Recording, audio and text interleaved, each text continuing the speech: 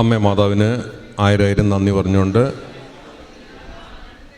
എൻ്റെ പേര് ജോസഫ് ആൻ്റണി, എൻ്റെ ഭാര്യ സെലിൻ, ഞങ്ങൾ ഓസ്ട്രേലിയയിൽ നിന്ന് വരുന്നു. ഇവിടെ വന്ന് നിൽക്കാനുള്ള മെയിൻ കാരണം ഞങ്ങളുടെ ജീവിതത്തിലെ ഏറ്റവും വലിയൊരു ഭാരമായിട്ടായിരുന്നു ഞങ്ങൾ നിന്നിരുന്നത്.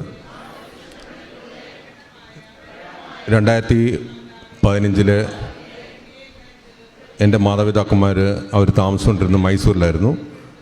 അവിടെ രാത്രിയിൽ കള്ളന്മാർ കയറി ചാച്ചനെ അമ്മയെ അടിച്ചിട്ട് അമ്മയുടെ കഴുത്തിലെ മാലയെല്ലാം എടുത്തുകൊണ്ട് പോയി. അവരെ ഒത്തിരി ഉപദ്രവിച്ച്. അന്ന് ഞങ്ങൾ മക്കളെല്ലാവരും വിദേശത്തായിരുന്നു. അവർ ഞങ്ങളെ വിളിച്ചു. എന്നിട്ട് ഞാൻ അവിടുന്ന് കയറി വന്നു. ചാച്ചനെ അമ്മയെ അവിടുന്ന് മൈസൂരിൽ നിന്ന് അവരെ കൂട്ടിക്കൊണ്ട് ഞാൻ ചങ്ങനാശ്ശേരി കൊണ്ടുവന്നു. അവർക്ക് ട്രീറ്റ്മെൻറ്റൊക്കെ കൊടുത്ത് ഒത്തിരി ഉപദ്രവമൊക്കെ ചെയ്തായിരുന്നു.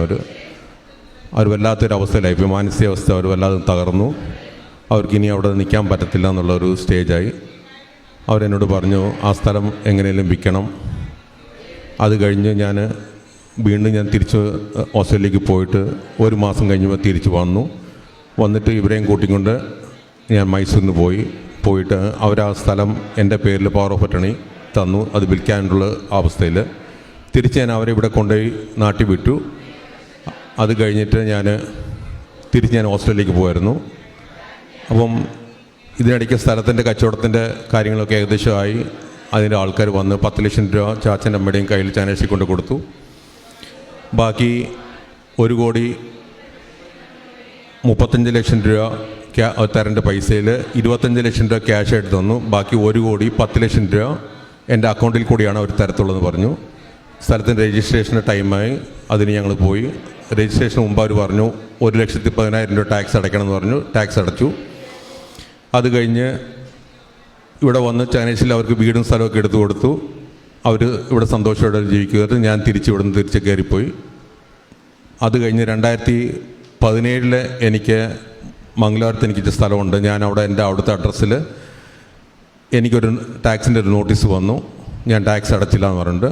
അപ്പം ഞാനത് കൊണ്ടുപോയി ചാർട്ടർ അക്കൗണ്ടിലേക്ക് കൊടുത്തപ്പോൾ അവർ പറഞ്ഞു വിഷമിക്കേണ്ട, കുറേ പേപ്പറുകൾ എന്നെക്കൊണ്ട് സൈൻ ചെയ്യിച്ചു. അവർ പറഞ്ഞു ബാക്കി കാര്യം അവർ നോക്കുള്ളൂ, ഇനിയൊന്നും കുഴപ്പമില്ല എന്ന് പറഞ്ഞു. അവരുടെ ഫീസും കൊടുത്ത് ഞാൻ അവിടെ നിന്ന് തിരിച്ചു പോന്നു.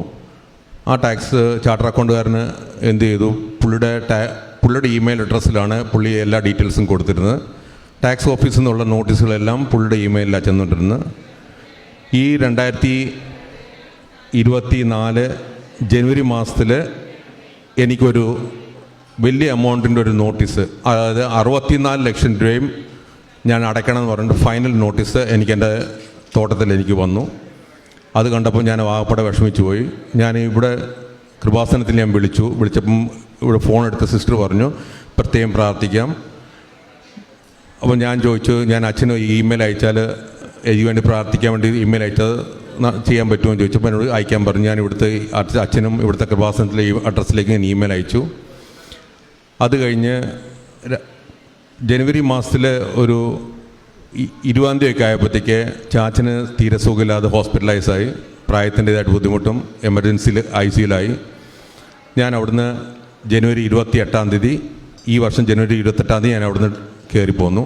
ഇതിനു മുമ്പ് ഞാൻ 2022 മുതൽ ഞാൻ ലൈറ്റ് ആൻഡ് ക്യാൻഡിൽ പ്രെയർ ഞാൻ ചെയ്യാറുണ്ടായിരുന്നു. പക്ഷേ ഇത്രയും വന്നപ്പോൾ എനിക്ക് വല്ലാത്തൊരു വിഷമമായി. ഞാനൊന്നും ചെയ്യാത്തതാണല്ലോ വന്നിരിക്കുന്നത്. ഇവിടെ വന്നു ഫെബ്രുവരി മാസം 2-ാം തീയതി ഞാനിവിടെ നേരിട്ട് വന്നു ഉടമ്പടി എടുത്തു കഴിഞ്ഞപ്പോൾ അപ്പോൾ അന്ന് അച്ഛനെ കാണണമെന്നൊരാഗ്രഹത്തിൽ ഞാൻ അവിടെ ഓഫീസിൽ ചോദിച്ചപ്പോൾ അവർ പറഞ്ഞു ഇത് ടാക്സ് അടയ്ക്കേണ്ട ഇതാണല്ലോ, നിങ്ങൾ ടാക്സ് അടച്ചേ പറ്റൂ എന്ന് പറഞ്ഞു. എനിക്ക് വല്ലാതെ വിഷമമായി. ഞാൻ ഒത്തിരി ഇരുന്ന് കരഞ്ഞു വിടുന്നുണ്ട്. അത് കഴിഞ്ഞ് ഉച്ചയായപ്പോഴത്തേക്ക് ഞാൻ വീണ്ടും അകത്ത് കയറി ചെന്നു. അവിടെ ചെന്നപ്പോഴത്തേക്ക് ബ്രദറിനോട് പറഞ്ഞു എനിക്ക് ജസ്റ്റ് അച്ഛനെ ഒന്ന് കണ്ട് പ്രാർത്ഥിച്ചാൽ മാത്രം മതി, വേറെ ഒന്നും വേണ്ട. അങ്ങനെ എനിക്ക് ചീട്ട് തന്നു. ഞാൻ ഇവിടെ നിന്ന് അച്ഛൻ്റെ അടുത്ത് വന്നു. എൻ്റെ കയ്യിലിരുന്ന ടാക്സിൻ്റെ പേപ്പർ ഡോക്യുമെൻറ്റ്സ് എല്ലാം ഞാൻ കൊടുത്തു. അച്ഛൻ പ്രാർത്ഥിച്ചു. കാശ് രൂപ എൻ്റെ തന്നിട്ട് പറഞ്ഞു മോനെ ധൈര്യത്തിൽ വയ്ക്കുമോ, അമ്മ മാതാവ് നിൻ്റെ കൂടെ ഉണ്ടെന്ന് പറഞ്ഞു. ഞാനിവിടുന്ന് പുറത്തേക്ക് ഇറങ്ങിയപ്പോഴത്തേക്ക് ആണ് എൻ്റെ വൈഫ് ഓസ്ട്രേലിയയിൽ നിന്ന് വിളിക്കുന്നത്. അച്ഛനെ കണ്ടോന്ന് ചോദിച്ചു. ഞാൻ കണ്ടെന്ന് പറഞ്ഞു. എന്നാ പറഞ്ഞു ചോദിച്ചു. അച്ഛൻ പറഞ്ഞു മാതാവ് കൂടെയുണ്ട്, മുമ്പൊക്കോളാൻ പറഞ്ഞു. അപ്പം വൈഫ് പറഞ്ഞു വിഷമിക്കേണ്ട, അമ്മ കൂടെയുണ്ടെന്ന് പറഞ്ഞു.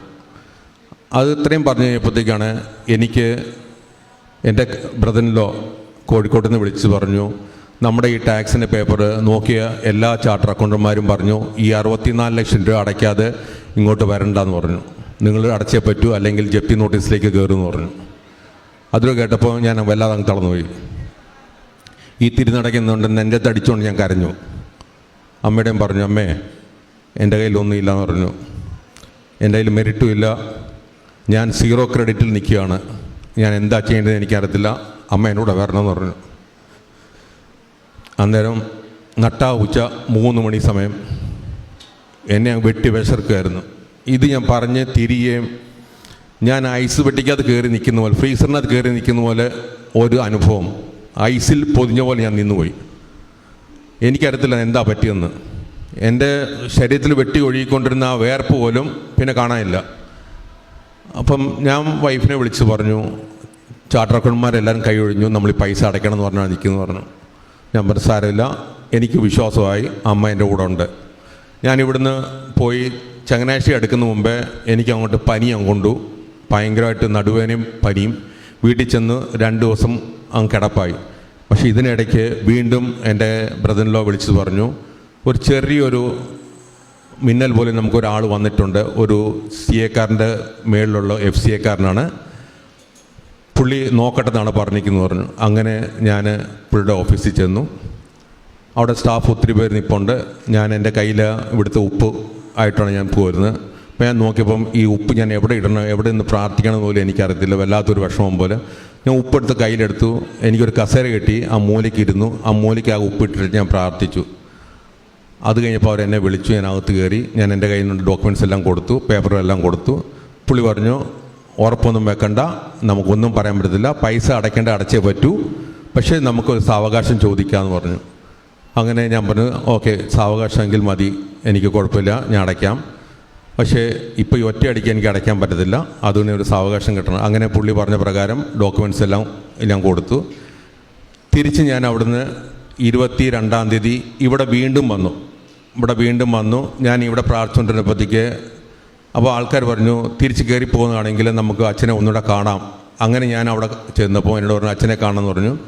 അതേന്ന് പറഞ്ഞു. ഞാൻ എൻ്റെ എയർ ടിക്കറ്റ് എല്ലാം കാണിച്ചു. ഇവിടെ വന്ന് അച്ഛനെ വീണ്ടും കണ്ടു. വീണ്ടും അതേ പേപ്പർ ഞാൻ ഇവിടെ കൊടുത്തു. എനിക്ക് നല്ല വിശ്വാസമുണ്ട്, അമ്മ ഇടപെട്ടിട്ടുണ്ട് എന്നുള്ളൊരു വിശ്വാസം. എന്നാലും അതിനിടയ്ക്ക് ഒരു ചെറിയൊരു അവിശ്വാസം എൻ്റെ മനസ്സിൽ കടന്നു പോകാൻ തോന്നി. അതുകൊണ്ടാണ് ഞാൻ വീണ്ടും ഇവിടെ വന്ന് അച്ഛനടുത്ത് പ്രാർത്ഥിച്ച്, അച്ഛൻ പറഞ്ഞു, ധൈര്യത്തോടെ വയ്ക്കുക മോനെ എന്ന് പറഞ്ഞു. ഞാനിവിടുന്ന് പോയി ഓസ്ട്രേലിയയിൽ ചെന്നു. ഞാൻ എൻ്റെ ഉടമ്പടി ഇവിടുന്ന് എടുത്തത് ഞാൻ തുടങ്ങി പോലില്ല. അവിടെ ചെന്ന് മാർച്ച് മാസം 13-ാം തീയതി വരെ, അതിനു മുമ്പ് വീണ്ടും എനിക്ക് ടാക്സിൻ്റെ പേപ്പറുകളെല്ലാം വരാൻ തുടങ്ങി എൻ്റെ ഇമെയിൽ അഡ്രസ്സിലേക്കും ഫോണിലേക്കും. എനിക്കത് കണ്ടപ്പോൾ ആകപ്പാടെ വിഷമമായി, പ്രയാസമായി. അവസാനം അവർ പറഞ്ഞ ഡോക്യുമെൻറ്റ്സ് എല്ലാം കൊടുത്തു. ഇവിടുന്ന് എൻ്റെ കസിൻസ് വേണ്ടി പേപ്പറുകളെല്ലാം കൊടുത്തു, എല്ലാം ചെയ്തു കൊടുത്തു. അവസാനം മാർച്ച് 13-ാം തീയതി ഞാൻ ഉടമ്പടി തുടങ്ങി. അത് തുടങ്ങി ഈസ്റ്ററിൻ്റെ ആദ്യത്തെ ആഴ്ചയിൽ, ഈസ്റ്ററിൻ്റെ ആ ബുധനാഴ്ചയോ വ്യാഴാഴ്ചയോ എന്ന് തോന്നുന്നു, എനിക്ക് ഇമെയിൽ വന്നു. ആ ഇമെയിലിനകത്ത് 3 നോട്ടീസാണ് കൊടുത്തിരുന്നത്. ആദ്യത്തെ നോട്ടീസിനകത്ത് കൊടുത്തിരുന്നത് ഞാൻ എല്ലാം കൂടെ ചേർത്ത് 68 ലക്ഷം രൂപ പ്ലസ് 2% ടാക്സ് ഉൾപ്പെടെ ഞാൻ അടയ്ക്കണമെന്ന് പറഞ്ഞിട്ടുണ്ട്. ആ ആദ്യത്തെ നോട്ടീസ് കണ്ടപ്പോഴേ ഞാൻ പിന്നെ ഇമെയിൽ ഒന്നും തുറന്നില്ല. ഞാൻ ഒത്തിരി കരഞ്ഞു. എന്നിട്ട് ഞാൻ ഉടമ്പടി തുടങ്ങിയത് ഞാൻ മുടക്കിയില്ല, ഞാൻ കണ്ടിന്യൂ ചെയ്തു, പ്രാർത്ഥിച്ചു. ആ വന്ന നോട്ടീസ് ഞാൻ ഞങ്ങളുടെ ചാർട്ടർ അക്കൗണ്ടിനും എൻ്റെ ബ്രദറിലോയ്ക്കും അയച്ചു കൊടുത്തു. പക്ഷേ ഞാൻ ആ നോട്ടീസ് അയച്ചു കൊടുത്തപ്പോൾ എൻ്റെ ചാർട്ടർ അക്കൗണ്ട് പറഞ്ഞു, ഞാൻ യാത്രയിലാണ്, ഞാൻ വരുമ്പോഴത്തേക്ക് ഞാൻ നോക്കിയിട്ട് അറിയിക്കാമെന്ന് പറഞ്ഞു. അപ്പോൾ ഇവിടുത്തെ സമയം വ്യത്യാസം 5.5 മണിക്കൂറുണ്ട്. പുള്ളിക്കാരന് എനിക്ക് ഓസ്ട്രേലിയൻ സമയം വെളുപ്പിന് 3:30 ആയപ്പോഴത്തേക്ക് എൻ്റെ വാട്സപ്പിൽ ഒരു മെസ്സേജ് അയച്ചിരിക്കുന്നു. നീ ഭാഗ്യമുള്ള മകനാണ്, ദൈവം ഇടപെട്ടിട്ടുണ്ട്, നിൻ്റെ ടാക്സ് മൊത്തം 0 ആക്കിക്കൊണ്ടാണ് ഇൻകം ടാക്സുകാർ നിനക്ക് അത് അനുവദിച്ചു തന്നിരിക്കുന്നു പറഞ്ഞു. എനിക്കത് വിശ്വസിക്കാൻ പറ്റിയില്ല. വീണ്ടും ഞാൻ രാവിലെ എഴുന്നേറ്റപ്പോഴത്തേക്ക് എൻ്റെ ഭാര്യ എന്നെ വിളിച്ചു. ഭാര്യയ്ക്ക് നൈറ്റ് ഡ്യൂട്ടി ആയിരുന്നു. എൻ്റെ കസിൻസ് വിളിച്ചു പറഞ്ഞു, വൈഫിൻ്റെ അടുത്ത് ഇതുപോലെ അവർ ഇൻകം ടാക്സ് ഓഫീസർ വിളിച്ചു പറഞ്ഞു, നമ്മൾ ഒന്നും അടയ്ക്കേണ്ട കാര്യമില്ല, 0% ആയിട്ട് നമുക്ക് ആക്കി. ഞാനിവിടെ വന്നത് മെറിറ്റും ഇല്ല, ഒന്നുമില്ലാതെ 0 ക്രെഡിറ്റിൽ ഞാൻ വന്ന ഇവിടെ എന്നെ ഈ അമ്മയുടെ സന്നിധിയിൽ നിർത്തിക്കൊണ്ട് അമ്മ എനിക്ക് 0 ബാലൻസ് ആക്കി തന്നു. പിന്നെ എൻ്റെ ജീവിതത്തിൽ വേറൊരു ചില എനിക്ക് ഏറ്റവും കൂടുതൽ ഉണ്ടായിരുന്നത് മുൻദേഷ്യം, എടുത്തിയാട്ടം. ഞാൻ പണ്ട് മദ്യപിക്കുമായിരുന്നു, ഇപ്പം മദ്യപാനം എടുത്തിട്ട് 7 വർഷത്തോളമായി. പുകവലിക്കുമായിരുന്നു. ഞങ്ങളുടെ വീട്ടിൽ ഇപ്പം ശാന്തിയും സമാധാനം, കുടുംബ പ്രാർത്ഥന ഇതെല്ലാം ഉണ്ട്. പ്രേക്ഷിത വേല ഞാൻ പറ്റുന്ന പോലെ ഞാൻ ചെയ്യുന്നുണ്ട്.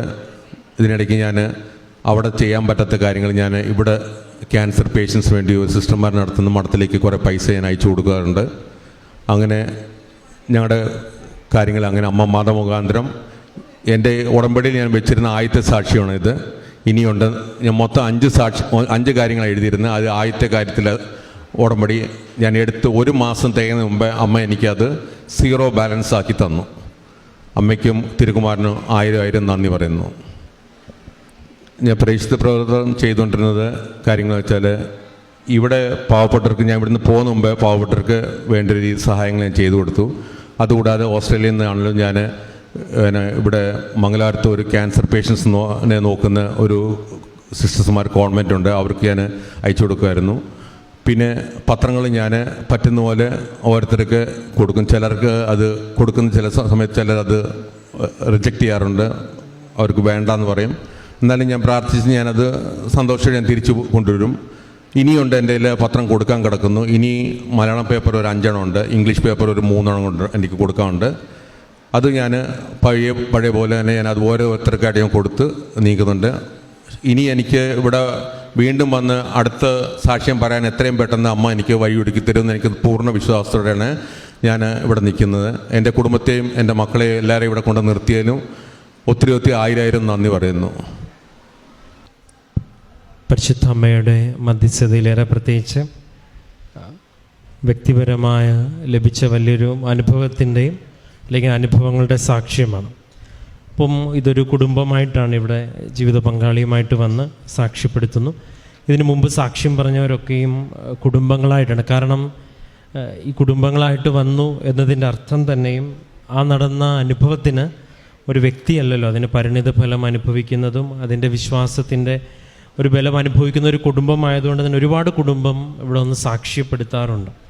അപ്പം എങ്ങനെയാണ് ഒരു കുടുംബമായിട്ട് ഒന്ന് സാക്ഷ്യപ്പെടുത്തുവാനായിട്ട് ഉടമ്പടിയിൽ സാധിക്കുന്നുള്ള ചോദ്യത്തിനും അവസാനം വ്യക്തമായിട്ടൊരു മറുപടിയും പറയുന്നുണ്ട്. അത് ഉടമ്പടിയിലെ കാര്യങ്ങൾ അതെന്തു തന്നെയാണെങ്കിലും പ്രാർത്ഥനയാണെങ്കിലും പ്രേക്ഷിത പ്രവർത്തനമാണെങ്കിലും എല്ലാത്തിലും അതിൻ്റേതായിട്ടൊരു ഇൻവെസ്റ്റ്മെൻ്റ് അല്ലെങ്കിൽ ഒരു ശ്രമം ഇവരുടെ ഭാഗത്തുനിന്നുണ്ടെന്നുള്ളതും അല്ലെങ്കിൽ ജീവിതത്തിലെ ഏറ്റവും പ്രധാനപ്പെട്ട അല്ലെങ്കിൽ സന്തോഷം നൽകിയിരുന്ന നന്മയല്ലാത്ത കുറേ ശീലങ്ങളും ഒക്കെ ഉടമ്പടിയിൽ എടുത്തു മാറ്റാനായിട്ട് തയ്യാറായി എന്നുള്ളതാണ്. അപ്പം ഉടമ്പടി അങ്ങനെയാണ് ഇത്രത്തോളം അനുഭവങ്ങൾ ഈ ഒരുപാട് പേര് വന്ന് ഷെയർ ചെയ്യാനുള്ള കാര്യം ഇതിൻ്റെ പിന്നിൽ അവരൊരുപാട് എഫേർട്ട് ഇടുന്നുണ്ട്.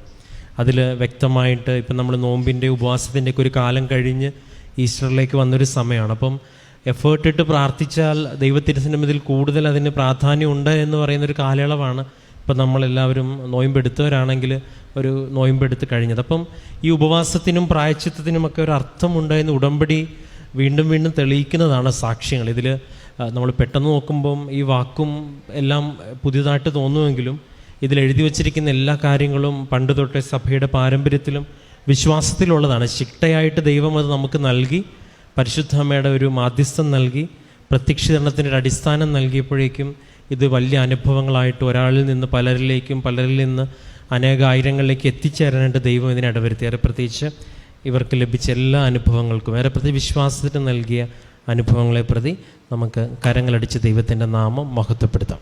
അത്യപൂർവ ദൈവാനുഭവങ്ങൾ ഇനി നിങ്ങൾക്കും സ്വന്തം. ഈ യൂട്യൂബ് ചാനൽ ഇതുവരെ സബ്സ്ക്രൈബ് ചെയ്തിട്ടില്ലെങ്കിൽ ഇപ്പോൾ തന്നെ സബ്സ്ക്രൈബ് ചെയ്യുക. ഈ വീഡിയോ ഇപ്പോൾ തന്നെ നിങ്ങളുടെ സുഹൃത്തുക്കൾക്ക് ഷെയർ ചെയ്തുകൊണ്ട് കർത്താവിൻ്റെ പ്രേക്ഷിതരാകുക.